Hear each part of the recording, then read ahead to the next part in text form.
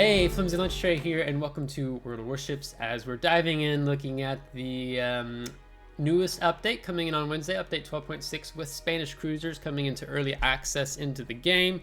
And as my Twitch chat, this is a live recording as we're going right now, we had a failure launch because of my game, or Windows updates completely screwed with OBS, so then I had to fix that. And yeah. So now here we are, finally in looking at the news article.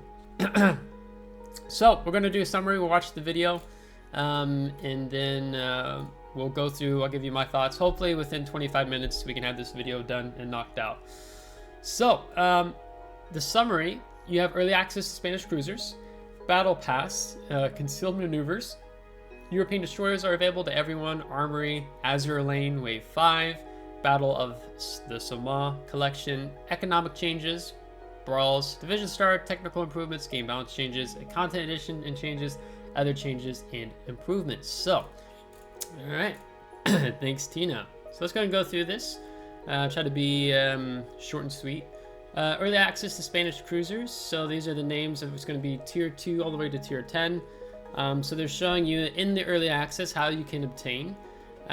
So tier 2 obtain free daily random bundles. The tier 3 can be obtained via daily random bundles available for doubloons, and then the 4 through 8 available in sequential bundles for a temporary resource gold Spanish tokens, not the silver Spanish tokens but the gold.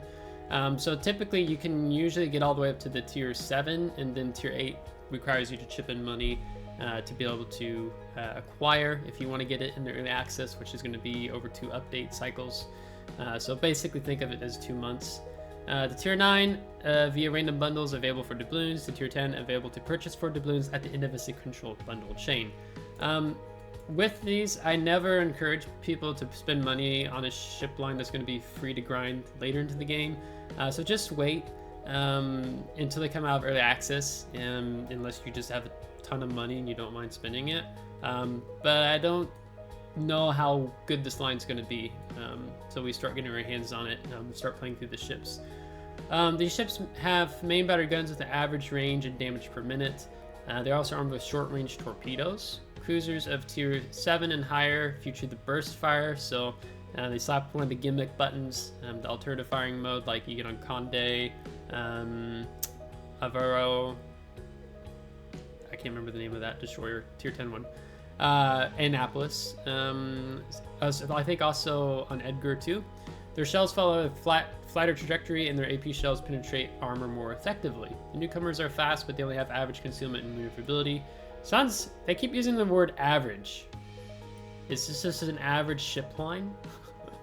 Spanish cruisers boast a wide range of consumables to choose from. The hydroacoustic search consumable is available from tier 4. Starting from tier 6, players can choose to mount defensive AA fire in the same slot instead. Okay, you're probably going to be running hydro though, mostly. Starting from tier 7, repair party is introduced, and players have the choice between fighter or spotting aircraft in another slot. So if you have average range, it probably sounds like spotting aircraft is going to be the winner here. So, and I think they're updating the ocean port map to kind of go off of the party. Gold and silver Spanish tokens will come in handy while the cruisers are in access, and one way of obtaining them is via the personal challenges event that is making a return in update 12.6. Once again, you'll have to demonstrate your skill by achieving specific accomplishments while commanding ships of different nations and types. This time the event features an updated interface. We've added a section with information about earned rewards to the personal challenge page. A number of other visual changes and improvements have been made. So basically, let's see how they're doing this. So silver Spanish tokens, gold Spanish tokens. So let's see, event 3 days, earn as much base XP. So you'll just have to keep upping each time you get the base XP. But it doesn't show as if 1 and there's 2. So I'm kind of interested in how they're differentiating how you get rewarded the gold and silver Spanish tokens. I don't know. So, battle pass. As usual, let's see. The final reward of the free battle pass is 7 rare bonuses containers and 100 silver Spanish tokens. You can exchange it later for secret bundles that include bonus packages for tier 5 through 8 early access ships, or for gold Spanish tokens. So you can exchange silver Spanish tokens for gold Spanish tokens. Okay, that's weird. The premium pass delivers even more valuable items, and the final reward for completing it is 500 gold Spanish tokens. Use them to obtain sequential bundles that hold tier 4 through tier 8 Spanish cruisers, permanent camouflages for tier 8 through 10, and other items. So, yeah, so, you know, it was nice when they started off giving you, you know, well, the first time they ever did Battle Pass, you get a premium ship, and then now ever since it's just been, you know, the summer tokens or an early access ship you could get for free later on at tier 8. So I wonder if they'll do that in the next Battle Pass where you can get the tier 8 Pan American Cruiser. So this one. Some interesting permanent camouflages. Yeah. Let's see. Concealed maneuvers. Alright, here we go. Update 12.6 introduces the Concealed Maneuvers temporary battle type, which has been designed to test new mechanics for aircraft carriers. We've added 2 new aircraft carriers to the game, the Kikaku and Concorde Bridge. What sets these new aircraft carriers apart is unique consumables, the smoke curtain generator here, or the airdropped minefield, this one. Kikaku's attack aircraft are equipped with smoke curtain generator, which can set smoke screens just like ships with smoke generators.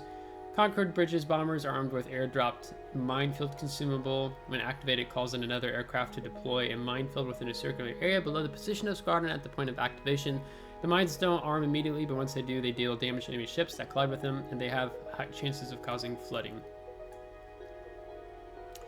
Tier 7 through 8. 9v9? Wait, there's no subs? Aircraft carriers, cruisers, battleships, and destroyers. Why didn't they put subs in this? Are they not wanting the test CVs to be shotgunned to see how they'll perform on the live server? Eligible aircraft carriers aren't limited to Kikaku and Concorde Bridge. All classes are allowed. Okay, we're gonna test this. I'm gonna play it, and I'll hopefully we'll have a video up on it end of this week or beginning of next week. The mines is what bugs me the most. Like, instead of mines, what if you did like radar chaff? Like, it disrupts radar, so your destroyer or a cruiser player can get into a better position, and not just mines. So let's see how the game engine will handle it, because it seems kind of stretched as is. So yeah. European destroyers are available to everyone now. You guys have probably already been playing the lower tiered ones. I've been grinding Grom for Split. They're okay so far from what I've played from the lower tier, but I'd be interested to see once we go to the higher tier how they do, since you have that radar smoke combination, but a little different than Black, since it's not as, you have a longer radar range but a shorter action time on the radar. So it'll be interesting. Armory, Warship, Speijk. AI 1v1. Minigame, you'll need special strike passes. You can purchase them in limited quantities in exchange for in-game resources, and in unlimited quantities for doubloons. One pass costs 250 doubloons. So in-game resources, they are, okay, this is the thing that's bugging about World of Warships as of late. Well, I don't know if I can say as of late, but it seems increasingly much so. They're trying to drain players of resources, because there's a lot of players who, like, you have all ships in the game, so you know, he says say you have all tech tree ships, so you have plenty of credits. They've taken free XP ships away, so then your free XP is growing. Like, I have sitting over 1 million now. I'm just using to grind Research Bureau with. You can have players that have a lot of coal, steel. So they seem to be targeting those resources through different events, the auctions as well, or purchasing another type of resource in the game with your resource, so then you actually don't know how much does it cost you. So it's a little weird. So these are rewards you get for sinking ships, which, I mean, they're just common expendable bonuses. They're not that great. Rewards for gaining a victory. It's like your best chances getting free XP and well, sorry, take that back. The special economic bonuses. So those are the second tier ones, not the third or fourth. The commander XP, then 350 doubloons. So it's like, see, like I said, it's a slot machine. It costs 250 doubloons to play for one pass, but you have a chance of getting your money back and a little bit more to keep you playing. So that feels very gambling oriented. I don't like that. I don't like that, especially if you got younger players in the game. Yeah, it's not worth. I don't think this is worth spending doubloons on, because, you know, even getting these ships, right? I think they're really cheap. I think they're available in the Armory. I'd have to look. I don't know if all of them are. Maybe premium shop for a couple dollars each. You can get these ships.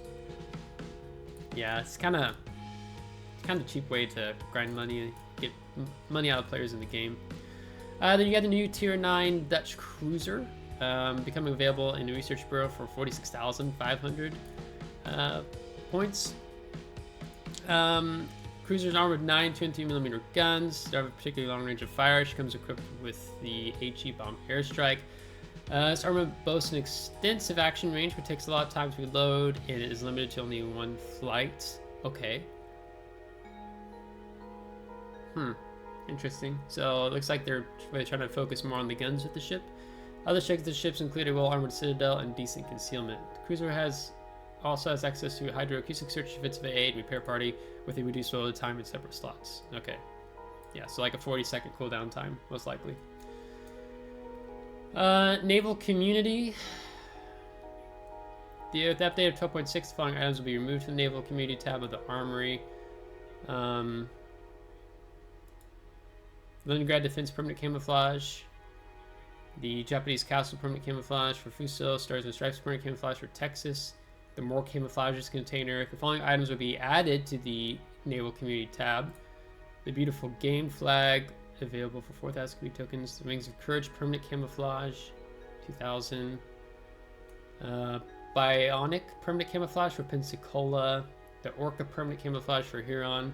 The Blazing Tropics Permanent Camouflage for Atlanta. And the Independence Day Permanent Camouflage for Colorado. Okay, so just cycling some newer things into the game, so that's probably fine. And then you've got Azur Lane Wave 5. So they're just introducing some new commanders. Let's see, what were the Colorado, Cheshire, and Prince Heinrich. And they have Azur Lane ships, so a premium version of the Prince Heinrich. And then you have Azur Lane version of the Cheshire. So interesting if you're wanting that. They're adding 3 new permanent camouflages for the Rune, St. Louis, and Neptune. To top it all off, your favorite and familiar commanders and ships are making a comeback. So all the previous Azur Lane commanders, and I'm assuming this also means previous Azur Lane ships, will be available for you to purchase in the game once again. Battle of Somme collection. I'm not going to go in depth over this. Just so it starts July 27th, so not immediately. So you just collect your 60 puzzle pieces, your elements. It's the exchange rate for duplicate is 2 to 1, so not a 1-1 or a 3-1, 4-1, 5-1. It's 2-1, so that's not so bad. The rewards for the collection are the Tier 9 Somme, a ship that is akin to the Tier 9 Jutland with a unique Lest We Forget permanent camouflage, and a commander with 10 skill points. So they're giving you a Tier 9 British destroyer, premium destroyer. Not bad, but maybe it's the same. It might be a copy paste of Jutland. It's probably all it is. I doubt there's any differences. Economic changes. Starting with update 12.6, we'll be adding operations to the majority of combat missions. Due to the specifics of this battle type, it's easier to fulfill the requirements of some combat missions and operations, so as not to change difficulty of missions and other battle types. Results achieved in operations will be reduced by a certain factor. Alright, update 2.6, we'll be adding operations to the majority of combat missions. Okay, that's good. That is a good thing, because it was really annoying because they would keep excluding operations from different combat mission tasks, so it's nice to see that they're actually expanding on that, so that's really good. So as not to change difficulty of missions and other battle types, results achieved. would be reduced by a certain factor. It's easier to fill the request. So it's not change the difficulty of missions and other battle types. Results achieved in operations will be reduced by a certain factor. What do you mean by reduced by a certain factor? For certain metrics, the progress in combat missions and personal challenges will be halved when playing in operations. Ha! Of course, there's the but. There's the but. For example, if a mission requires you to earn 2 destroyed ribbons, you'll need to earn 4 such ribbons. If you decide to go for it in operations, another way to complete this mission would be by earning 1 ribbon in a random battle and 2 ribbons in operations. When reduction factors apply to combat missions, the operations icon will be display a special indication.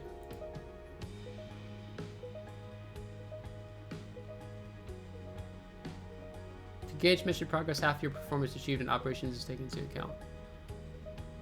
Of course. It can't be just, let's do something nice for our players. No, the people who like playing operations, yeah, you can now participate in combat missions, but we're gonna find a way to screw you. Brawls, 5v5 starting off, tier 9 ships, no more than 2 battleships or destroyers. You can participate in a division of up to 5 players, so miniature clan battle. Brawl 2, 4v4, tier A submarines, destroyers, cruisers, and battleships, no more than 1 submarine. In division up to 4 players. 4v4, tier 10 battleships, division up to 2 players. Brawl 4, tier 10 ships, no more than 1 submarine, 1 aircraft carrier, 2 destroyers, cruisers, and 2 battleships. You can participate in division up to 3 players. Division Star. Division Star is a special event in which you can earn extra rewards by playing together with clanmates, so definitely take advantage of this. You can get some really good rewards. I'm just going to open this up so you can see if you typically what they do is that you maybe have to get a coordinated attack, you gotta get a win together, something along those lines with different clanmates, so then you can begin to earn a lot of valuable rewards to steal, then to oil for your clan. So yeah, winning a battle, shoulder to shoulder, coordinated attack, so nothing surprising there. Technical improvements. So here's the settings menu improvements. They've now divided it into 8 sections, as you see here on the left. Aim to enhance user experience by providing a simpler and more convenient way to personalize the game to your liking. Furthermore, under the hood, enhancements have been implemented so that we can seamlessly add new settings in the future. Recruiting station combat missions. 12.6 delivers missions with requirements specifically designed for recruiters and their shipmates. Team up in divisions to progress them through them and earn rewards. Okay. Replay improvements. We've added the post-battle statistics screen to the enemy place. Wow, that took a long time for them to do. Like, that would have been so much easier to do like earlier on. We've also added a watch again button. Okay, not bad. Twitch drops are back as of update 12.6. They took a break where they're doing some technical improvements within the game, that will allow users to request and receive Twitch drops without the need to relog into their accounts. Game balance changes. They've nerfed the bombing reticle of the American hybrid battleship line of Nebraska, Delaware, and Louisiana. Louisiana's bombers will now have the same reticle as of the bombers Nebraska and Delaware. British cruiser Hawkins shell ballistics have changed and are characterized by a flatter trajectory and more armor. The armor penetration capabilities of AP shells have been improved. Here you can see some updates they're adding to the game with commanders, with individual voiceovers for these guys, these 3. 200 years of the Colombian Navy flags, 200 years of the Colombian Navy patch. 4 emblems for the Pan-American cruisers, or ships, excuse me. Prince Dmitry Pawlowski permanent camouflage. Okay. Container changes. The Azur lane battle maidens of the sea premium container has been added. The contents of the Color for Regatta premium container have been updated. Color for tokens have been exchanged for credits at the update rate of 1 for 75,000 credits. We reveal the contents of these containers on our website with the release of update 12.6. And then other changes, which I'm not going to go through all of this. So, yeah, I mean, it could be worse. I think the ops is a bit of a slap in the face. Like, hey, we want to do this for you guys, we want to be nice, but we're gonna have the progress. I don't see why they need to have the progress. Like, they just want players to play the game more. So I don't think Wargaming did so hot with that. It's a bit of a disappointment in my opinion. Good to see the collection. It's a premium version of Jutland, I'm guessing. Azur Lane's back, so those who really like Azur Lane will be happy. Some new ships. Warship Strike. I don't like it and how they have it this time, because it really seems like they're trying to get... If you play it, you know, it's optional, right? You don't have to participate in this. I won't participate in it unless I get free strike passes, but this kind of seems very slot gambling oriented. So I'll be in the Armory. European Shores available to everyone. Concealed maneuvers, I'm really just waiting to see how this is going to be implemented in the game, because I don't have high expectations at this point in time for this. Smoke screen could be cool, but the mines, I'm just not a fan of that at all. They're making the game much more passive in that regard. Battle Pass isn't exciting. Spanish cruisers, cool. I don't know why they have to do 2 sources of tokens, so that seems a bit weird in my opinion. So that's going to be it for the update 12.6, as it will land tomorrow. So I hope you appreciated this video. Something to share here in the end, that we plan to do a community game day soon here with myself, Flimsy. We'll have a day where I will be playing with you guys on NA, a day on EU, playing Ops, and I'll just have to see what happens there. And it'll be Twitch streaming, all that jazz. And we're really close to 1,500 subscribers. So if you haven't subscribed and you appreciate the content that I have been creating, definitely helps out when you like and subscribe to the videos. But if not, to each your own. If you're just swinging by and carrying on your way, I understand. But hopefully you'll be a part of the FLT community as we go to have this community game day and celebrating 1,500 subscribers, as you all are awesome. So if you liked this video, give a thumbs up. If you didn't, give a thumbs down. Subscribe if you do want to see more. If subscribed, thanks so much. I appreciate it, and we'll catch you next time. Take care.